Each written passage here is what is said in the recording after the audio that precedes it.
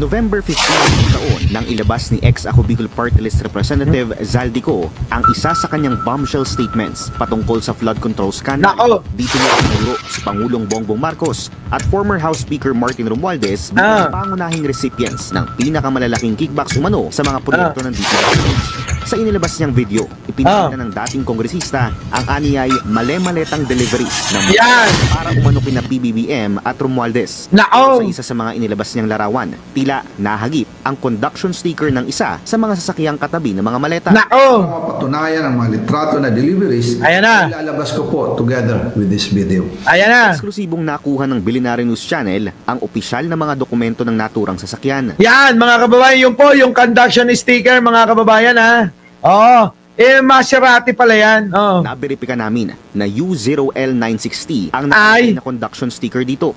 Sa aming pagsusuri, wala itong ongoing o finished application para sa isang plate number sa Land Transportation Office. Nako, patay na. Ayon sa mga dokumento, isang 2023 Maserati MC20 ang kita nyo mga kababayan.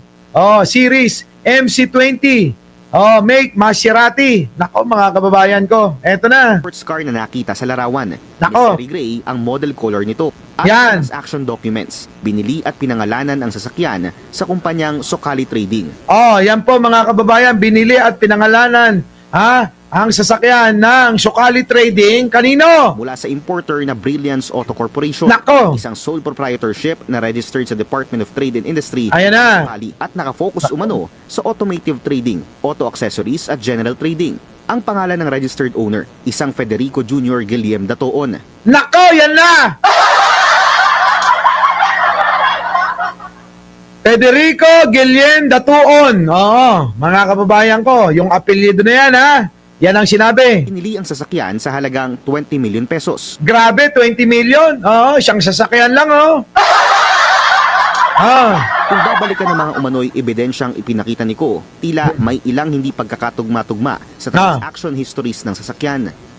May mga hindi daw pagkatugma-tugma mga kababayan, yung pagkakabili ng sasakyan at sa pinapakita niyang video. Ito na. 5/2023, dumating sa Pilipinas ang sasakyan. June 9, 2023 naman, nang maisyuhan ito ng clearance mula sa Bureau of Customs.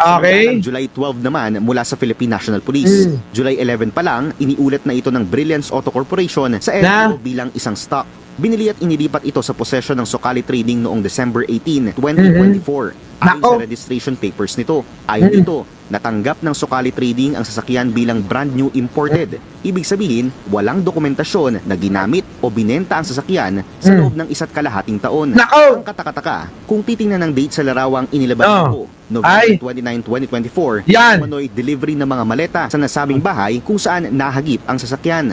Kita nyo mga kababayan, hindi talaga tugma. Halos isang buwan bago na ibenta ang nasabing sasakyan sa Socali Trading base sa registration papers. Sinubukan ng Billionaire News Channel na kunin ang panig ng Socali Trading. Pumunta ang aming team sa address nito sa Quezon City.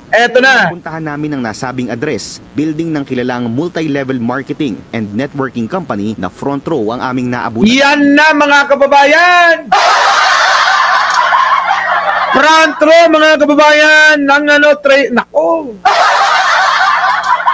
Di ba ito yung Sam Versosa?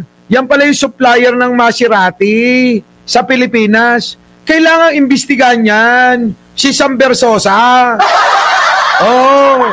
Yan ang dapat imbestigahan, mga kababayan ko, para malaman kung sino yung kanyang pinagbentahan yan. Sino yung bumili sa kanya. Ganon, di ba?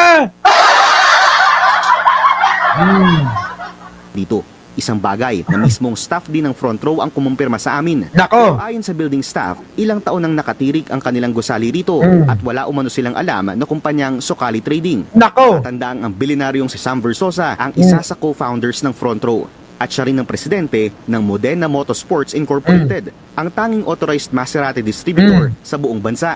Kita nyo, dapat yan imbestigahan talaga. Si Sam Versosa, siya ang presidente at nag-iisang supplier, importer ng Maserati sa Pilipinas. Kaya lagot ka! Baka magaya ka kay Cheese Escudero. Marami pa namang may crush kay Kanino ba yon? Kay Rian Ramos, ano? Oh. Bukan ng Billionaire News Channel na kunin ang panig ni Versosa pero hindi ito tumugon sa aming mensahe. Sinisikapan ng Billionaire News Channel na kunin ang panig ng DTI para malaman ang impormasyon sa nasabing kumpanya, lalo na't nakakuha ang BNC ng isa pang dokumentong nagpapakita ng iba pang transactions ng Socali Trading at Brilliance Auto Corporation. Ayon sa dokumentong nakuha ng BNC, bukod sa natukoy na 2023 Maserati MC20, 3 Maserati pa ang binili ng Socali Trading sa Brilliance Auto Corporation sa kaparehong araw, December 18, 2024. Isang Levante GT at isang Grecale na imported noong May 25, 2023 at isang Grecale GT Hybrid na imported noong October 26, 2023. Para sa agenda. Nako, daming mga binili na pala ng kumpanya na yon, mga kababayan ko. So ngayon, ang daming hindi pagkatugma-tugma, napansin nyo ba? Yung mga date, hindi tugma. Kaya mga kababayan, dito natin maiisip na gawa-gawa lang yung video na yan eh. Kaya ba hindi magawa-gawa ni Saldi ko yung hamon natin na Saldi ko, mag-live ka nga. Ha? Mag-live ka nga. Hindi, may konektado talaga kasi si Sam Versosa lang yung ano eh, yung authorized, yung kumpanya niya, ang otorisado lang na mag-import ng Maserati at mag-supply sa Pilipinas. Kita nyo? Nako, mga kababayan, yari na to. Damay-damay na itong mga mayayamang ito. Ha? Dapat ito, imbestigahan talaga lahat eh, no? Yari! Ako, may naamoy ako dito pero talakayin natin to sa mga susunod na araw, ha? Mga kababayan, ha? Oh. So, eto na, mga kababayan ko. Maraming salamat po sa inyong pagsama. Bibitinin ko kayo kasi nga may lakad pa ako, no? So, kita-kita po tayo. Oh, mamaya, doon po sa ano, ha? Ayan, oh, tingnan nyo. Papakainin na ako. Oh, sabi rito, baby, kain na tayo. Sabi, oh, tingnan nyo, nakaluto na yung baby ko. So muli mga kababayan, maraming salamat sa pagsama. Ako po ang inyong vlogger, opo, Mike Cervera ngayong araw. At kita-kita po tayo. Oo, soon. Oo, mamaya lang po yun. Maraming salamat po. Wala kang